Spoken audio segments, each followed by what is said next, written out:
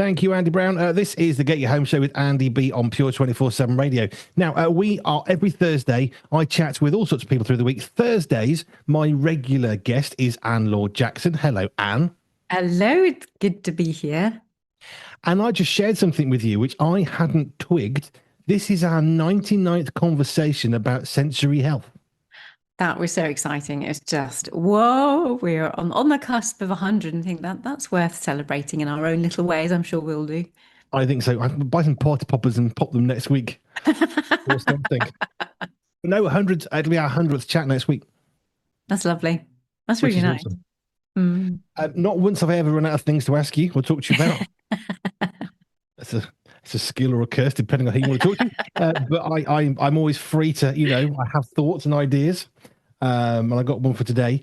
So, So we talk about sensory health. We talk about, because you're an occupational therapist. In fact, let's just go there. Let's not go into the sensory health bit yet. Let's go into occupational health for folk around the world, because occupational therapy, by the way, what did I just say? Occupational health. Oh, do you know what? Anyway, I was trying to think probation officers are different in the UK, US. So, what does an occupational health officer? No. What do you do? The OT part. Yeah, it's bad enough to actually describe what it is. Never mind, call it the right name. Call it the right thing in the first place. Yeah, so occupational therapy. We help people do the job of living, whatever that means for anybody. So that can get disrupted through sickness, through disability, through short-term things that happen in life, through the aging process, through a diagnosis. There are so many reasons that kind of disrupt what happens in people's lives. And so we are there to just to come alongside people and help them get back to functioning, help them get back to doing what they want to do, or just start. Especially because I've spent a lot of time in pediatrics. So there it's just like, how can we encourage these children to get on and live the life that they want to do? But then at the other end of the spectrum, it's just as much for our older people how can we keep them as independent as possible? Because that's one of the core things when you're older. You're no longer in employment, you don't have that job, but you do want to stay as fit and as healthy and as independent as you can be until you absolutely need help. So I love the fact that we work across all ages and across all spectrums of ability, disability. Doesn't matter. We're there for people to help them do that. Occupational health officer specialist. There you go, therapist. Oh, We can make it more and more complicated. I can do that in a heartbeat. That's not a problem. So anyway, occupational therapy. And then sensory health is a component. We've talked about that quite a lot. We can come back to that another time. And so I wanted to get into a topic for today, because as I was celebrating in my own little mind before you came on, thinking, this is our 99th chat. Next week is 100. That's kind of something special. And I think one of the problems in the world today, we are not very good at celebrating the wins, celebrating the milestones. For example, today, Joe and I, 31 years ago, this day became boyfriend and girlfriend, which sounds weird, and I've been married for nearly 30 years, but that's 31 years ago. So we want to mark that in a really simple way. Later this year, we're going to mark 30 years of being married, because it's important. It's something we lack in the Western world that the Jewish communities are so much better at, is marking special days, which then brings me to what I wanted to talk about today. How do we do better marking our sensory healthy wins, our sensory healthy I suppose advancements, or when we get better, or we've made some improvement? How do we go best about actually celebrating those? And I suppose the first question, should we celebrate the wins of our sensory health? that's really interesting, because when I'm in therapy, I don't do reward systems, because being sensory healthy gives your own gives it is its own reward, because you feel so good because of it. So it's like, so some people were saying, if you need your family to go to the supermarket and you want them to help with the shopping, then you go for a treat afterwards, because that's their reward for having done the whole shopping thing. Because some people might struggle with the shopping, so it's to help them hold it together so they can get a nice thing at the end of it. And my perspective from a sensory health practitioner is actually, well, let's just set them up so that their systems are well able to cope with the sights and the smells and the bumping and all the rest of it that comes with going to the supermarket.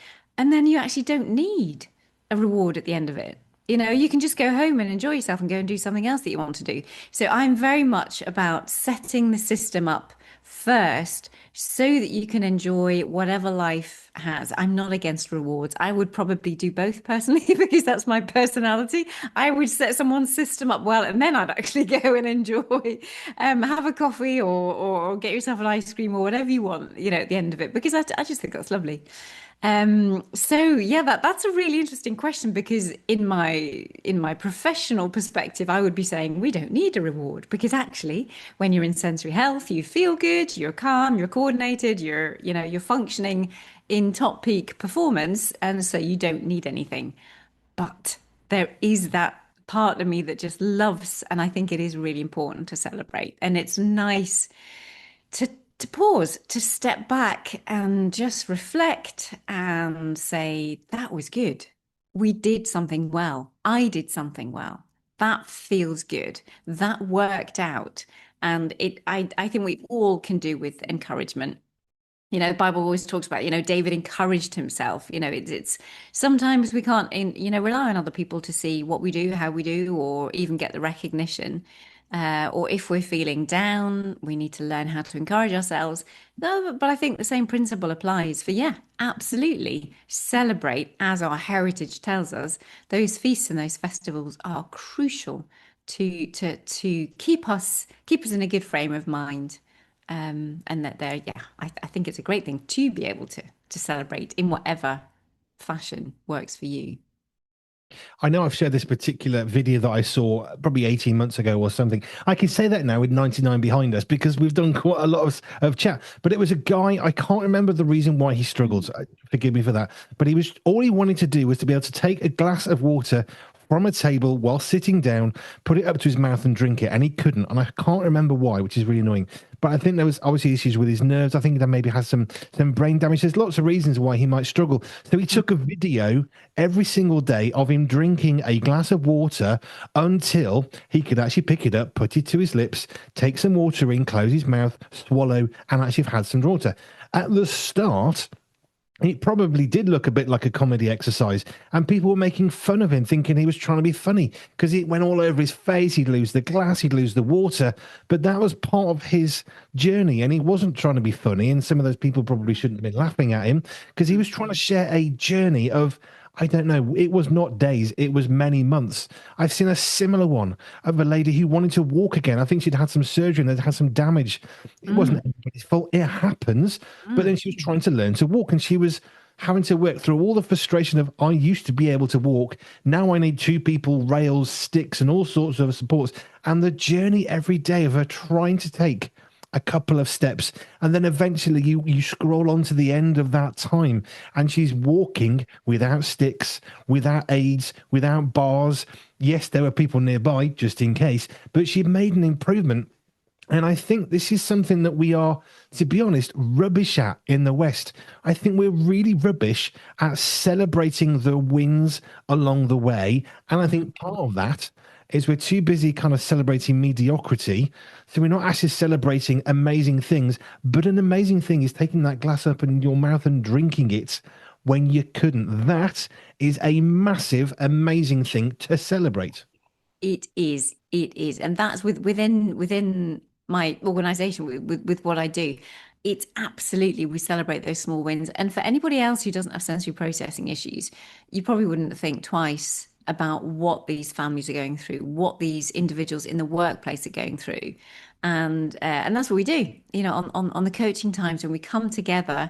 And it's just like whoever's on the call at the time, we're all behind whoever, and we're all celebrating those at that time, no matter how small, no matter how small anything is, whether it be that the meltdown lasted, 5-10 minutes less than what it normally did, because they're starting to learn how to regulate their child, or a functional skill that they're finally able to do that they couldn't do, that like that chappie with lifting the glass up and being able to take his own drink.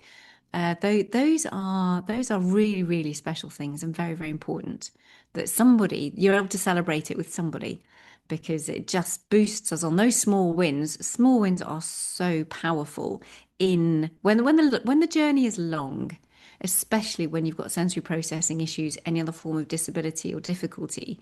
It's a long-term issue. It's a long-term process. So to be able to sustain and keep motivated to keep going forwards, we need those small wins. We need those to celebrate the small wins and recognize them, yeah, for what they are. There's a brilliant bit in the film Incredibles, and there's a moment where the children of the family in the Mr. and Mrs. Incredible are realizing that they are definitely unique. They have these superpowers in this cartoon world. And at one point, there's this wonderful, wonderful interaction between the son, whose particular power is being able to run really, really fast, and so fast no one knows he's even missing. And then there's the mum, who's also a superhero, who's trying to say, well, but you've got to think about the other children. Don't run so fast. You want to be part of it. And there's this brilliant bit of so what you're saying is that everybody's special. Yes, that's right. So since everyone's special, none of us are.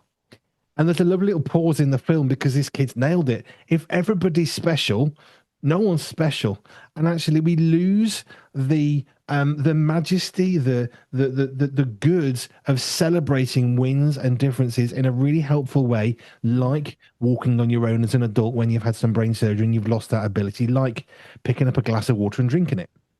Mm-hmm. It's just something that we need to incorporate. If we're not doing it, then think this week, what can you do? Look back on even this week that you are currently in and think, how can I celebrate? What are the things that I can do? And obviously, from a sensory healthy perspective, it will be go and do an activity that feeds your sensory health. And maybe it's something that costs a little bit of money and that you wouldn't be able to do it on a regular basis, like going on a climbing wall or going bungee jumping or whatever your thing is, or going to an art class. Maybe you can't afford it on a regular basis, but what about a one-off? If you're thinking of actually we've really achieved something, or the small wins of where we've come from, looking back, 1 month, 2 months, 6 months, a year, what has changed, what has developed, and just put a little bit of finance if you can behind it, and that just makes it even extra special. So you do something that really meets your sensory needs, is a really, really good fit for you. But as more of a treat, as a one-off, because you couldn't afford to do it on a regular basis. And none of us can afford to do everything that we want to do on a regular basis. But it is nice when it just feels that extra bit special if you're able to put a little bit of money behind something. It doesn't need to be a lot, but it's just you acknowledge that you are putting value on yourself and putting value on your achievement, and money is a good thing to be able to do that. What are some of your favorite wins with some of the people that you've worked with where you think it's always great when someone gets it or they've got better sensory health, but have you got some favorites along the journey you've had of thinking that was so cool? Because the thing is, I can guarantee with you, it's not going to be all ultra amazing. It's going to be some of the simplest things as well. So what are some of the top wins for you that you've seen? Yeah, really, really good question. I mean, the first one's actually really, really serious, but the fact that suicide and self-harm is real, and it is the families that have come through that. Those are the absolute biggest wins. It's just like we have held between us, we've held the individuals, we've held the support systems of the family together, we've held marriages together. It's more that serious stuff that you don't celebrate in a, you know, that's just more the serious stuff, and the celebration is literally just words of thanks. It's prayers of thanks, that there is a life still living. And then we go across. Then we go to the other things like, the meltdowns are shorter, or we've actually got communication. Where there's a learning of the regulation. There's the you can tell it in the parents, you can tell it in the individuals who finally got it, that the confidence and the assurance in what they're doing, that's for me a massive win because that's one of the biggest things. I think that's why it's actually one of the biggest things that I promote. It's about how can I equip and empower people because there's always going to be issues. There's always going to be something you're going to need to address, whether the person or the child that you're working with is 3, or if they're 16, or if they're 26, if they're in their 40s, if they're in their 80s. There's always going to be something, but for the individual themselves who is supporting that person, or for the individual themselves who is coping with all of those issues, for them just to feel confident that they've actually got some skills around this, that they can do something for good. When so often you're just, am I doing the right thing? You're constantly questioning. You're blaming yourself. There are so many people who blame themselves for other people's behaviors, and it's just like let's not go there. That's really not helpful. Um, and let's look at the positives, and let's build you up so that you can really support yourself or someone else as best possible. Life can be hard. It is important to have markers of where we've come from. We have as a family, we pray for all sorts of things all of the time. We have a book. We only specifically write in answers to prayer, not just general prayers, but if something has been an answer to prayer, we write it in a book. And what shocks me some days, I don't know why I'm still shocked by it, is how many things God wants to answer our prayers. And we Right. keep on writing things in every week, sometimes 2, 3 things, sometimes 10 things over a week that we prayed for, that we've seen that answer. Some of those things, they might take 2 years, 5 years to come to fruition, and we'll see that answer to prayer. One of them, really simply, don't know why I'm sharing this one specifically, is our boys learning to drive. Someone has gifted them money in order for them to learn to drive because they don't have income that allows them to do that, and someone's gifted them the money. Joe and I've been praying for that for years, way before they turned 18, thinking, how are we going to ever afford that? Someone Mhm. answered the prayer. They got in touch. Can we pay for your boys to learn to drive? Yes, you can. It was an amazing gift. We celebrated a lot with that one. It is important to not just celebrate the wins, but I mean, write them down. We have from one year when it was one of the hardest years of our life, just so many life problems all thrown at themselves at us so fast you can't quite catch your breath before the next two have already landed. And Mm. we started writing down every month over 12 months. We wrote 24 things down that were miracles or answers to prayer because it was a really tough year. That's still on the wall in my lounge from, I don't know, 8 years ago, because it's a reminder that, life is hard. Life is difficult. If you're working with sensory healthy people who are not sensory healthy yet, then actually there are going to be difficulties and challenges. But for us, it was writing down those accomplishments. For us, someone gave us a free car. Our car died. We had no job, lost our job, no money, no car, needed a car to get to jobs, interviews. Someone gifted us a car. That's one of the miracles across the year. That was our second free car going back 6, 7 years ago. We wrote it down because it matters, because you're going to forget. And as amazing as that accomplishment was with that particular, we had another car given to us when we were, wow, about 15 years ago. I don't ever forget that one, but it sometimes falls out my mind with problems coming along. So it's good to have a reminder. Certificates are good. They're not just, oh, I've got a certificate. What am I going to do with that? Well, what you're going to do with that is remind yourself that you worked hard to have something given to you in pieces of paper. You accomplished something. I tell you, I have just literally, not that you knew about this, an hour ago, I've been working on a master's degree for a long time. And I submitted my form and I paid my graduation fees literally an hour ago. And I thought it was a moment of reflection, thinking, my goodness me, that was an awful lot of work, but it was an awful lot of work over an awful long time. And I haven't had time. There's a lot going on in life at the minute. I haven't had time to actually process that. But I'm hoping that at the weekend I will stop. I won't just go to the sauna, which is my go-to.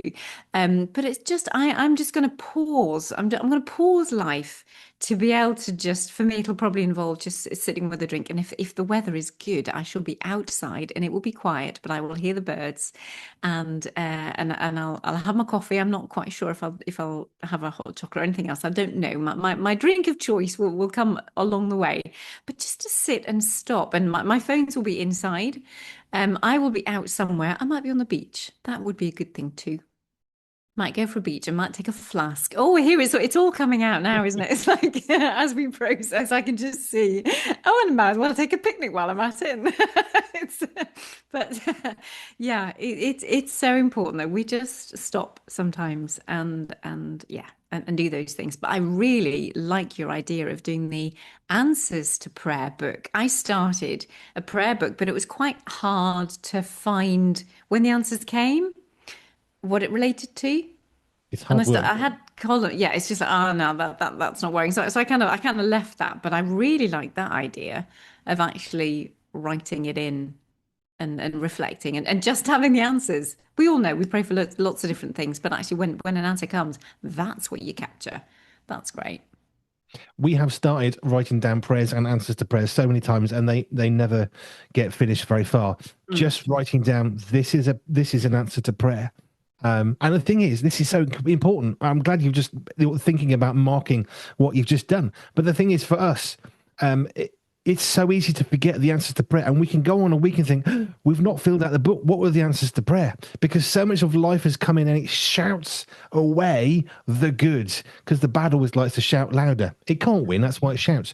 But the thing is, you need to write these things down. And if you've done that, I mean, that's why we have Thankful Thursday on a Friday on my show. What are you thankful for? Do you know, I took my glass to a tap and I turned it on and I had drinkable water.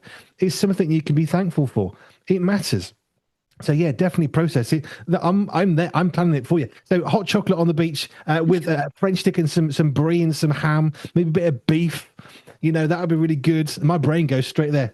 Perhaps some like little Battenberg cakes. That would be my go-to. I'd be happy. I'd be away. Maybe we'll chat. Maybe we should. What are we going to do for our hundredth? We can't really like go online and chat and eat at the same time. But it's Well, interesting. That. But no, we need to mark these things because sometimes just the very action of completing is, oh, thank goodness that's behind me. Right, move on. But if we don't follow the way of the Jewish communities, it's so much better at marking, not everything, marking specific points in life, marking accomplishments and remembering feasts and looking backwards. And it's so important. And we don't do that very well here in the West. And if you've submitted your thing for your MA, then great, you should be marking that because it's an accomplishment. And if you're not careful, you go on to the next problem or the next thing. And well, that's what I've been doing. I've been working for 4 years. It's finished now. Yeah, but you accomplished it. And if you're not careful, you then forget to actually mark it.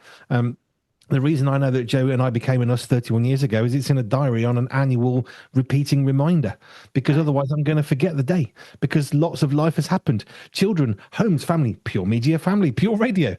That's all happened. And it crowds, even the good stuff can crowd out the great stuff, which is why it's so important to mark it, which is why we don't write down prayers we're praying. We write down answers to prayer because then you can't get jumbled up and confused.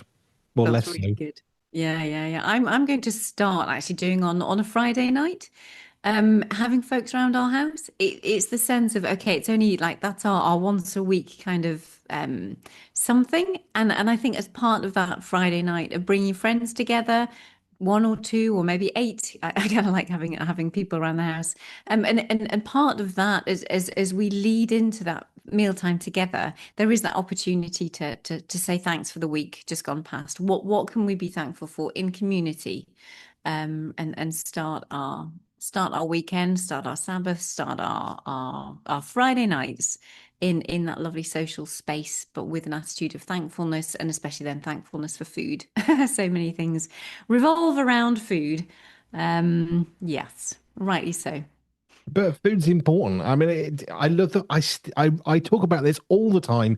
The very first miracle that we ever see in the Bible of Jesus involved in a miracle was making some really amazing wine at a massive festival, party, banquet, wedding thing going on.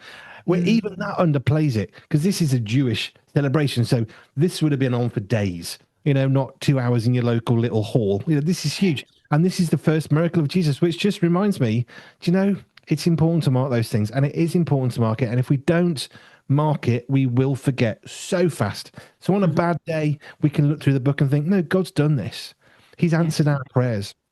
Whether you believe in answers to prayer or not, if you think it's just a magical fairy, that's entirely up to you. But I know that God answers prayers because we write them down. And when you have so many, that just defy logic, they defy reason, they defy rationality, they defy physics, and you think, this is God. So on the bad days, you look at what He's already done, and it puts you in a better place for who you are. But yes, you need to celebrate the wins, and you need to celebrate your accomplishment.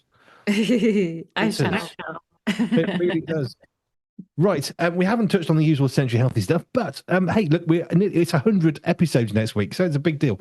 So I just thought, let's talk a little bit about how we mark things. It's important, and I think it really matters. Thank you, Anne. I still enjoy these. It doesn't get old, not yet, never. No. If you want to, sorry. Bless you, brother. Oh, thank you. You too. If you want to connect with Anne, simplest way to do it, go to our website, pure247radio.org, pure247radio.org /A/ALJ. You can connect with Anne, Laure Jackson of Sante on Jersey. Yes, book some slot time, Anne, on the beach. There you go. I'll put that in my diary just now. You see, but if you don't put it in your diary, you'll forget. You can schedule spontaneity. That's okay. I know, because otherwise it's funny when we talk about meal times. I know we're just departing, but it's like there's a family contacting me today. Meal times are such a stress for them, and they're just like, "What can we do?" And it's just like, "Well, sign up today. I'll come and see you this weekend." But who knows? I'll leave. Well, maybe I'll just go and enjoy myself on the beach first, and then go and see them. So yes, that's the way it goes, isn't it? That life work balance. It's a lovely integration. Actually, it's the life work integration is what we need, not some balance of separation. It's just who we are. Let's just enjoy life and go with it. Good cadence. I'm not my word. Someone gave me that word for life. I like that one. Right, Anne, thank you. Thank you.